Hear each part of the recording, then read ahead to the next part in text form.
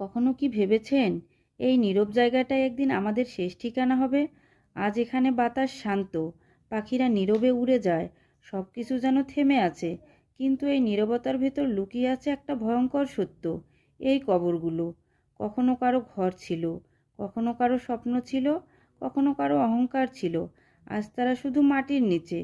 আমরা প্রতিদিন ছুটছি, টাকা, নাম, মানুষ, সম্মান, কিন্তু কেউ কি আমাদের বলেছিল সবশেষে এখানে এসে সব কিছু রেখে যেতে হবে? এই কবর কাউকে জিজ্ঞেস করেনি তুমি ধনী না গরিব, তুমি ক্ষমতাবান না দুর্বল। শুধু একটাই প্রশ্ন করেছে, তুমি আল্লাহর কাছে কি নিয়ে এসেছো? আজ আমি এখানে দাঁড়িয়ে বুঝতে পারছি জীবন আসলে খুব ছোট, কিন্তু আখিরাত খুব লম্বা। যে হাত আজ দোয়া তুলেছে, একদিন এই হাত আর উঠবে না। যে চোখ আজ কাঁদছে, একদিন সেই চোখ চিরতরে বন্ধ হয়ে যাবে। তখন আর সময় থাকবে না তওবা করার, ক্ষমা চাওয়ার, নিজেকে বদলানোর। আজই সময়। আজকে আল্লাহর দিকে ফিরে আসার।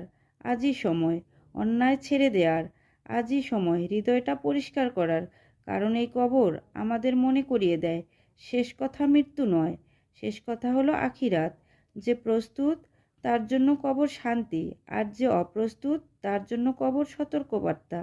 হে আল্লাহ, আমাদের শেষ ঠিকানাকে সহজ করে দাও।